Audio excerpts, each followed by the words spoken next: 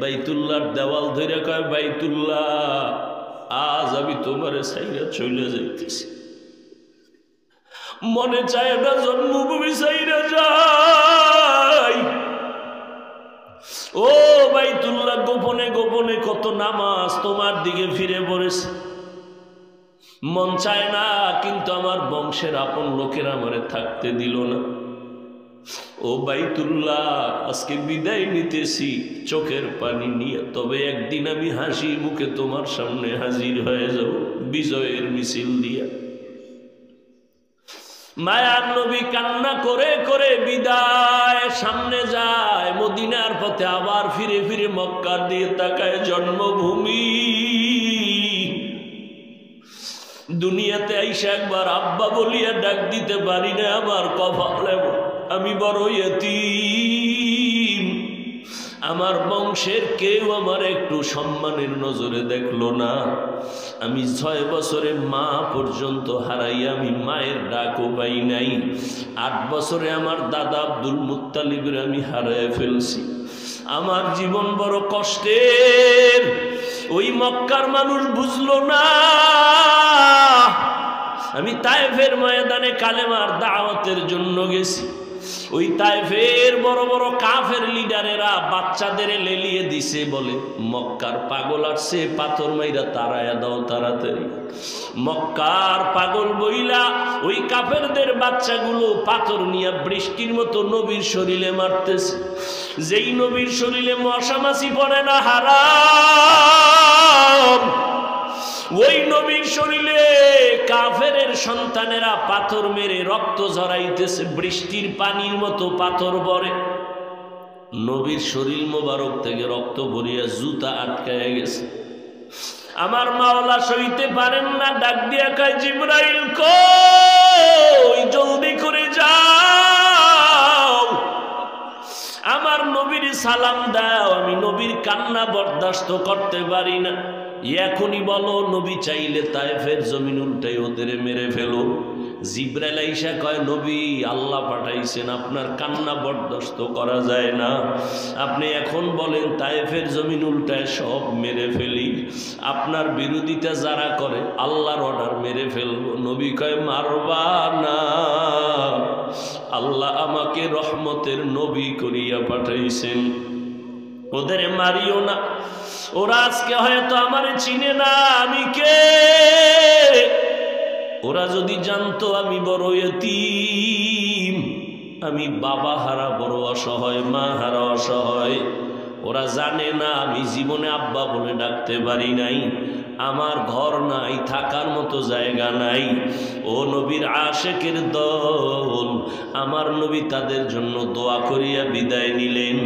ওই নবীর মুহাব্বত যাদের সিনায় জমা হইয়া গেছে, রাতের গভীরে গিয়া ডাক দিছেন, ইয়া আবু বাকর। নবী হালকা আওয়াজে কথা বলছেন। আবু বকর বলেন, লাব্বাইক ওয়া সা'দাইকা ইয়া রাসূলুল্লাহ, আমি হাজির। নবী আশ্চর্য হয়ে গেলেন, এত গভীর রাত্রে আমি হালকা করে আওয়াজ দিলাম, আপনি কি ঘুমান? আবু বকর কাঁদতেছেন, চোখের পানি ছেড়ে কাঁদেন আর বলেন, ইয়া রাসূলুল্লাহ, আপনি কয়েক বছর আগে আমার কানের মধ্যে একটা আওয়াজ দিছিলেন, মদিনার পথে হিজরতের সঙ্গী আমি হব, আপনি আমাকে ইশারা দিছিলেন। আল্লাহর জাতের কসম, আমি আবু বকর যত ব্যস্তই থাকি সারাদিন, তবে রাতের একটা সেকেন্ড আমি ঘুমাই না। ঘরের দরজার পাশে দাঁড়ায় থাকি আর কান লাগায় থাকি, কখন মায়ার নবী এসে আবু বকর বলে ডাক দিবে। আমি যদি হালকা ভাবে একটু ঘুমাই আর আমার মায়ার নবী এসে ডাক দেয়, আর যদি সাড়া দিতে না পারি, দুশ্মন এসে আক্রমণ করবে। মায়ার নবীও কাঁদেন আর বলেন, আবু বকর, এমন ত্যাগ কি মানুষের দ্বারা সম্ভব? আবু বকর বলে, নবী শুধু আমি আবু বকর না, আমার ছোট মেয়ে আসমাও ঘুমায় না। সেই বছর বছর হয়ে গেল, প্রতি রাত হালকা নাস্তা বানায় রেডি থাকে। নবী মদিনার পথে যাবে, দূরের পথ, পথে ক্ষুধা লাগবে, নাস্তা দিবে, রেডি রাখছে, ঘুমায় না। নবী শুধু তাই না, ওই খুঁটির গোড়ায় যে উট বাইদা রাখছি, উটও ঘুমায় না, আপনার বাড়ির পথের দিকে তাকায় থাকে কখন আপনি আসবেন আর উপরে উঠবেন, বাহন হবে। মায়ার নবী আবু বকরকে নিয়ে বের হয়ে গেলেন, চলো আর মক্কায় থাকা যাবে না। নবী ঘর থেকে বের হইয়া চলে গেলেন বাইতুল্লাহ। বাইতুল্লাহর দেওয়াল ধরে কয়, বাইতুল্লাহ আজ আমি তোমারে ছাইরা চলে যাইতেছি, মনে চায় না জন্মভূমি ছাইরা যাই। ও বাইতুল্লাহ, গোপনে গোপনে কত নামাজ তোমার দিকে ফিরে পড়েছে, মন চায় না, কিন্তু আমার বংশের আপন লোকেরা আমারে থাকতে দিল না। ও বাইতুল্লাহ, আজকে বিদায় নিতেছি চোখের পানি নিয়ে, তবে একদিন আমি হাসি মুখে তোমার সামনে হাজির হয়ে যাব বিজয়ের মিছিল দিয়া। মায়ার নবী কান্না করে করে বিদায় সামনে যায়, মদিনার পথে আবার ফিরে ফিরে মক্কার দিয়ে তাকায়, জন্মভূমি। দুনিয়াতে আইসা একবার আব্বা বলিয়া ডাক দিতে পারি না, আমার কপালে আমি বড় ইয়তীম, আমার বংশের কেউ আমার একটু সম্মানের নজরে দেখলো না। আমি 6 বছরে মা পর্যন্ত হারাইয়া আমি মায়ের ডাকও পাই নাই। 8 বছরে আমার দাদা আব্দুল মুত্তালিবের আমি হারায় ফেলছি। আমার জীবন বড় কষ্টের। ওই মক্কার মানুষ বুঝলো না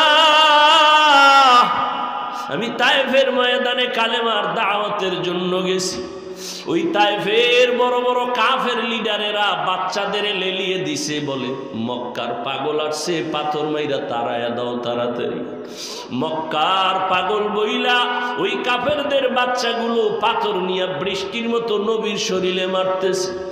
যেই নবীর শরীরে মশা মাছি পড়ে না হারাম, ওই নবীর শরীরে কাফের সন্তানেরা পাথর মেরে রক্ত ঝরাইতেছে, বৃষ্টির পানির মতো পাথর পড়ে। নবীর শরীর মোবারক থেকে রক্ত ভরিয়া জুতা আটকায় গেছে। আমার মাওলা সইতে পারেন না, ডাক দিয়া কয়, জিবরাইল কই, জলদি করে যাও, আমার নবীর সালাম দাও। আমি নবীর কান্না বরদাস্ত করতে পারি না, এখনই বলো নবী চাইলে তায়েফের জমিন উল্টাই ওদের মেরে ফেলো। জিবরাইল আইসা কয়, নবী আল্লাহ পাঠাইছেন, আপনার কান্না বরদাস্ত করা যায় না, আপনি এখন বলেন তায়েফের জমিন উল্টায় সব মেরে ফেলি, আপনার বিরোধিতা যারা করে আল্লাহর অর্ডার মেরে ফেলবো। নবী কয়, মারবা না, আল্লাহ আমাকে রহমতের নবী করিয়া পাঠাইছেন, ওদের মারিও না। ওরা আজকে হয়তো আমার চিনে না আমি কে, ওরা যদি জানতো আমি বড় ইয়তীম, আমি বাবা হারা বড় অসহায়, মা হারা অসহায়, ওরা জানে না আমি জীবনে আব্বা বলে ডাকতে পারি নাই, আমার ঘর নাই, থাকার মতো জায়গা নাই। ও নবীর আশেকের দল, আমার নবী তাদের জন্য দোয়া করিয়া বিদায় নিলেন। ওই নবীর মুহাব্বত যাদের সিনায় জমা হইয়া গেছে, ও আল্লাহর বান্দার, আজকে তুমি নেতার পিছনে দৌড়াও, দলের পিছনে দৌড়াও, একটা মেয়ের পিছনে দৌড়াইয়া মায়েরে মানো না, বাবারেও মানো না, একটা মেয়ের ভালোবাসায় পড়িয়া জীবন দিয়া দাও। ওরে যারা নবীর মুহাব্বতের আশিক, নবীর মুহাব্বত অন্তরে যাদের জমা হয়ে গেছে, ওরা নবীর বিরুদ্ধে কথা বরদাস্ত করতে পারে না। ওরা নবীর বিরোধী কথা শুনলে পাগলের মতো হয়ে যায়, ময়দানে জীবন দেওয়ার জন্য প্রস্তুত হয়ে যায়। অথচ আজকে তুমি মুসলমান, নবীর আশিক, তুমি নবীর সুন্নতগুলো জবাই করতেছো রে বাবা। একবারও তোমারে নামাজে পাওয়া যায় না, মা বাবার খেদমতে পাওয়া যায় না। এ যুবক, এত বড় বক্তা হইয়াও মা বাবার খেদমতের এখনো চেষ্টা করি, জুতা জুতা সোজা করার সুযোগ পাইলে করি। অথচ তুমি ক্লাস 8-এ পড়ো, তুমি মা বাবার সামনে যাইয়া খেদমত তো করোই না, বরং নিজের প্যান্ট শার্ট খুইলা ফালাইয়া রাখো। মায়েরে মনে করছো সে একটা চাকরানি দুইয়া রাখবে, অথচ তোমার তো দরকার ছিল মায়ের মশারিটা তুমি টানাইয়া দিবা। মা যখন রান্না বান্না করতে করতে আজান হয়ে গেছে, তুমি ঝাড়ু ঘরটা দিয়া ঝাড়ু দিয়া খেদমত করবা, তুমি একটু খেদমত করবা। তোমার জামা কাপড় তুমি ধুইবা, মায়েরটাও ধুইয়া দিবা। তোমার বিছানা রেডি করে মশারি টানাইবা, মায়েরটাও টানাইয়া দিবা। অথচ তুমি মাকে চাকরানির মতো খেদমত করাইলা তো করাইলা, আবার মায়ের সাথে কত খারাপ ব্যবহার করলা। তুমি জানো না তোমার ব্যবহারে মা গোপনে পানি ফেলছে, চোখের পানি। ওই মা বাবার চোখের পানি তোমার কথার কষ্টের কারণে ফেলেছে, কিন্তু মা কখনো বরদোয়া দেয় নাই। যদি দিত তুমি সঙ্গে সঙ্গে ধ্বংস হয়ে যাইতা। ওই মা বাবা বরং কান্না কইরা মাওলার কাছে দোয়া করছে, আল্লাহ আমার সন্তানটারে পরীক্ষায় পাশ করাইও। ওই মা বাবার কান্নার কারণে তুমি পরীক্ষায় ভালো নাম্বার পেয়েছো। ওই মা বাবার চোখের পানি দোয়ার কারণে আজকে তুমি ভালো চাকরি পেয়েছো, আজকে তুমি ভালো বেতন পাও। ওই মা বাবার দোয়ার কারণে, কান্নার কারণে বাড়ি গাড়ির মালিক, চেয়ারের মালিক হয়েছো। আজকে ওই মা বাবাকে চিনো না, ওই মা বাবার দোয়াও নিতে পারো না রে বাবা। ওই মা বাবার খোঁজ খবর নেও না। ও যুবকেরা, ওই মা বেঁচে থাকলে তাড়াতাড়ি দোয়া নিও। বাসায় গিয়া বলিও, মা আজকে ওয়াজের ময়দান থেকে তওবা করে আসছি, আর দাড়ি কাটবো না, নামাজ ছাড়বো না, মা বাবা তোমাদের কষ্ট দিব না। কত সময় কত কটু কথা বলছি, তুমি কষ্ট হইয়া কান্না করছো। আজকে তুমি আমার মাথায় হাত দিয়ে একটু দোয়া করিয়া দাও, আর জীবনে তোমাদের সাথে খারাপ ব্যবহার করব না। মা যখন চোখের পানি ছাড়িয়া মাথায় হাত দিয়া দোয়া করবে, আর সে আজিমে চলে যাবে। ও আল্লাহর বান্দারা, তওবার নিয়ত করিয়া নেও। আমার মাওলা বলতেছেন, ও দুনিয়ার মানুষ, আমি এমন রহমান তোমাদের কোরআন শিখাইলাম, মানুষ বানাইলাম। আল্লাহ তাআলা বলেন, আর রহমান আল্লামাল কোরআন খালাকাল ইনসান। আল্লাহ বলেন, আমি এমন রহমান কোরআন শিখাইলাম, মানুষ বানাইলাম। অথচ আমরা দেখি দুনিয়াতে আগে সৃষ্টি হইয়া বড় হইয়া কোরআন শিখছি, অর্থাৎ আমাদের সৃষ্টি আগে কোরআন শিক্ষা পড়ে। অথচ আল্লাহ বলেন, না না, আমি আগে কোরআন শিখায়া তোমাদের মানুষ বানাইছি। আল্লাহ এই কথা উল্টা বলিয়া দুনিয়ার মানুষকে বুঝাইতে চান, ও মানুষ, তোমরা বংশগত মানুষ হলে কাজ হবে না, বাবার জন্মগত সন্তান হলে কাজ হবে না। আমার কাছে মানুষ ওই মানুষ দামি, জান্নাতি। যারা আমার কোরআন পড়িয়া আমার ইবাদত করবে তারা জান্নাতি, তারা গুণের মানুষ। নামাজ পড়বে, নবীর তরিকায় চলবে, ব্যবসা করবা নবীর তরিকায়, চাকরি করো নবীর তরিকায়। আমার নবী ব্যবসা করেছেন, আমার নবী চাকরি করেছেন, আমার নবী দুনিয়ার সব কাজ মানুষকে দেখায় গেছেন, সাহাবায়ে কেরামদের ধরে ধরে দেখাইলেন।